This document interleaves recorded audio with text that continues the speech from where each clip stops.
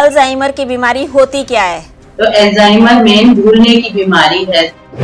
जब भूलने लगते हैं चीजों को, एक टाइम ऐसा आ जाता है कि अपने घर परिवार के, अपने बच्चों को भी भूलने लगते हैं।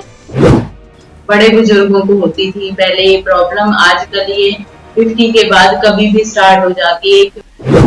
ये ज्यादातर क्यों दिखाई देती है आजकल? मेन ये होता है तनाव के कारण और ऑक्सीजन का प्रॉपर डाइट ना पहुंचने के कारण माइंड तक। आपके पास या भीड़ वाली जगह में या कहीं भी ऐसी जगह पे ना ले जाएं जहां उन्हें डर लगता हो या बेचैनी होती हो, एक्साइटमेंट कम होती है, हंसते कम है या बुझे बुझे से रहते हैं, उन्हीं लोगों को ये प्रॉब्लम्स ज्यादा से ज्यादा होती है। नमस्कार, D5 चैनल हिंदी देख रहे दर्शकों का मैं वंदना स्वागत करती हूँ। आज एक बार फिर हम जुड़े हुए हैं डॉक्टर सुजाता आर्य जी से। डॉक्टर सुजाता आर्य, आपका बहुत बहुत स्वागत है हमारे इस प्रोग्राम में।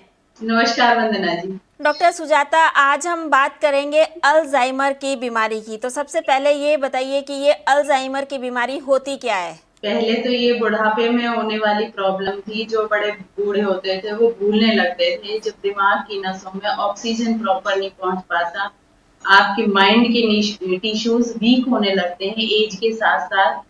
तो अल्जाइमर मेन भूलने की बीमारी है। जब भूलने लगते हैं चीजों को, एक टाइम ऐसा आ जाता है कि अपने घर परिवार के, अपने बच्चों को भी भूलने लगते हैं। बड़े बुजुर्गों को होती थी पहले ये प्रॉब्लम, आजकल ये 50 के बाद कभी भी स्टार्ट हो जाती है, क्योंकि इसके आजकल का वातावरण ऐसा है मॉडर्न सोसाइटी में, टेंशन तनाव के कारण ये आजकल जल्दी भी स्टार्ट हो जाती है। ये ज्यादातर क्यों दिखाई देती है आजकल? ये जब हम ज्यादा तनाव में रहते हैं, ज्यादा टेंशन में होते हैं, तो हमारे माइंड के जो सॉफ्ट टिश्यूज होते हैं वो डेड होने लगते हैं, वो रीजनरेट नहीं हो पाते। मेन ये होता है तनाव के कारण और ऑक्सीजन का प्रॉपर डाइट ना पहुंचने के कारण माइंड तक। तो उसी से ये अल्जाइमर की प्रॉब्लम होती है। क्या प्राकृतिक चिकित्सा में इसका कोई इलाज है?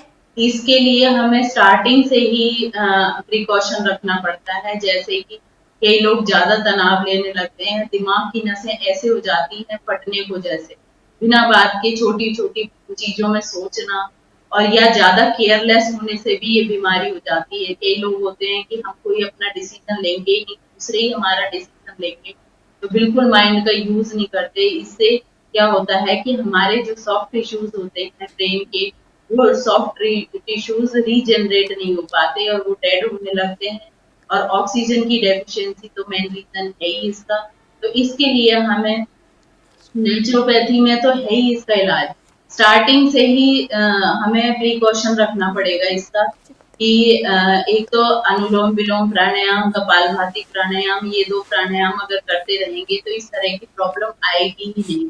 और एक छोटी छोटी चीजों को बहुत ज्यादा तनाव नहीं बनाना।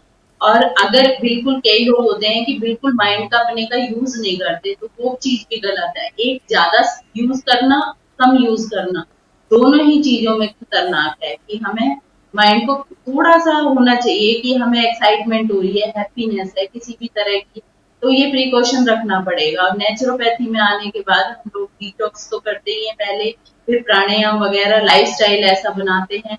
लेकिन एक बार अल्जाइमर की प्रॉब्लम होने के बाद, क्योंकि वो इंसान खुद एक्टिव नहीं हो पाता अपने ट्रीटमेंट के लिए, क्योंकि उसे खुद को नहीं रहती, क्योंकि दिमाग की बीमारी है तो वो खुद नहीं एफर्ट ले पाता। तो इसमें बहुत कम पेशेंट ठीक हो पाते हैं। या तो यंग एज कम हो तब वो ठीक हो पाते हैं, या फिर थोड़ा सा माइंड में हो कि कुछ बेसिक्स तो समझ आ जाए कम से कम, तभी वो कर पाता है पेशेंट। नहीं तो हम लोग यहाँ पर प्राणायाम वगैरह भी करवाते हैं, वो लोग भी, वो जिन्हें अल्जाइमर की प्रॉब्लम होती है वो करना नहीं चाहते। तो इसमें बहुत ज्यादा पेशेंट को संभालना मुश्किल हो जाता है। तो इसे तो घर वाले ही प्यार से, प्रिकॉशन से ठीक कर सकते हैं ज्यादा। अल्जाइमर के मरीजों को किस चीज से सावधानी रखनी चाहिए या उन्हें किन बातों का खास तौर पर ध्यान रखना चाहिए? इसमें घर वालों की ज्यादा सिरदर्दी बढ़ जाती है कि एक तो पेशेंट को अपने अकेले निकलने नहीं देना घर से बाहर, क्योंकि उन्हें कुछ भी याद नहीं रहता। वो थोड़ी थोड़ी देर में, कभी तो होता है कि बिल्कुल ठीक है, 1-2 महीने बिल्कुल ठीक लगेगा कि सही चल रहे हैं, सब चीज याद भी रह रही है, हर चीज ठीक लगती है। लेकिन कभी ऐसे लगने लगता है कि अचानक से भूल जाते हैं। मान लीजिए आप कहीं बाहर गए हैं और भूल गए कोई चीज, तो फिर पेशेंट के साथ बहुत दिक्कत हो जाती है उसे वापस लाने में, क्योंकि वो अपना घर का एड्रेस तक भी भूल जाते हैं कई पेशेंट। तो इसमें प्यार से, स्नेह से, दुलार से ही ठीक कर सकते हैं आप पेशेंट को। और ये प्रिकॉशन रखना है कि उन्हें आग के पास या भीड़ वाली जगह में या कहीं भी ऐसी जगह पे ना ले जाएं जहां उन्हें डर लगता हो या बेचैनी होती हो। तो ऐसी जगह का प्रिकॉशन रखना है उन्हें।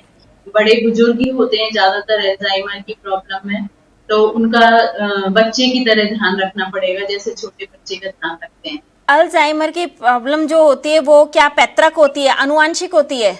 आनुवांशिक भी होती है। कई लोगों को जैसे होता है ना, जेनेटिक होता है कोई चीजें कि कई किसी किसी के घर में सभी लोग इंटेलिजेंट होते हैं, तो वो जैसे इंटेलिजेंट होना एक आनुवांशिक चीज है, तो ऐसे ही ये प्रॉब्लम भी आनुवांशिक होती है कुछ केसेस में। लेकिन कुछ केसेस में ये मेन तनाव से होती है कि ज्यादा ब्रेन के ऊपर या तो ज्यादा लोड हो जाए या ज्यादा रेस्ट हो जाए, दोनों ही उनमें खतरनाक होता है। तो हाँ, ये जेनेटिक हो सकती है। इसके क्या लक्षण होते हैं?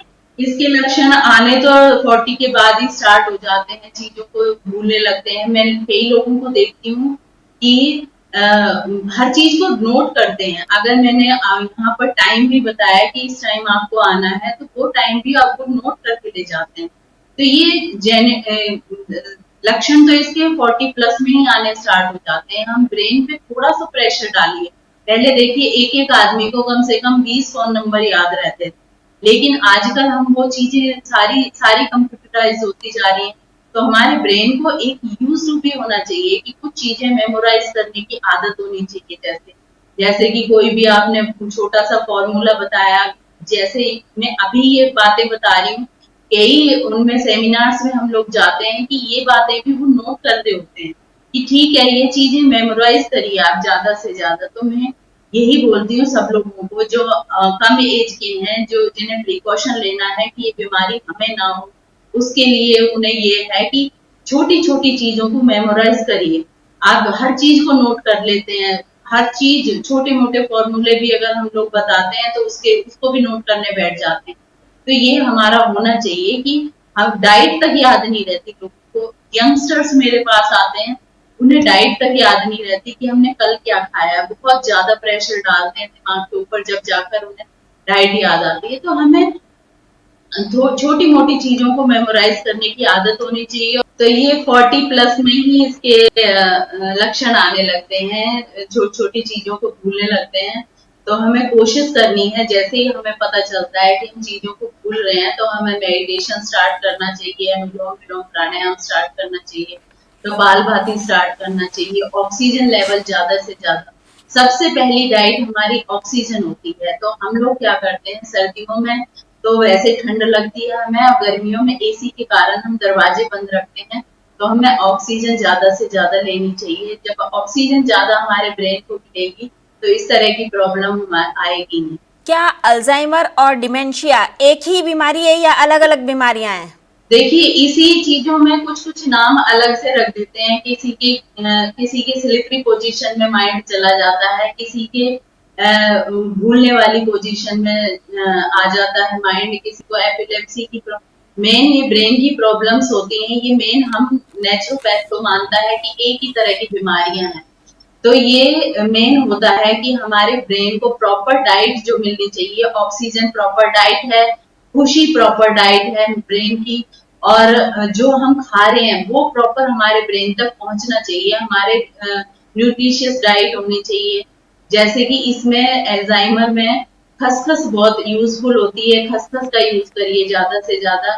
जैसे खसखस को आप पीस करके दूध में मिला करके भी ले सकते हैं। 1 चम्मच खसखस रात को डिप कर दीजिए पानी में, उसे सुबह पीस लीजिए और दूध में मिलाकर, जिन्हें ये प्रॉब्लम होती है, ब्रेन को ताकत भी चाहिए होती है, टाइम टू टाइम मोटिवेशन भी चाहिए होता है, खुशी चाहिए होती है। इसीलिए हमारे इंडिया में ये फेस्टिवल्स आते थे कि जिससे कि हमारा चेंज होता रहे, माइंड को भी चेंज मिलता रहे, हमारे अंदर एक मोटिवेशन आए, एक एक्साइटमेंट जगे। तो वो भी जरूरी है। जिन लोगों में मैंने देखा है कि एक्साइटमेंट कम होती है, हंसते कम है या बुझे बुझे से रहते हैं, उन्हीं लोगों को ये प्रॉब्लम्स ज्यादा से ज्यादा होती है। डॉक्टर सुजाता, आप हमारे साथ जुड़ी, आपका बहुत बहुत धन्यवाद। थैंक यू वंदना जी। अगले एपिसोड में आपसे फिर मुलाकात होगी, तब तक के लिए नमस्कार।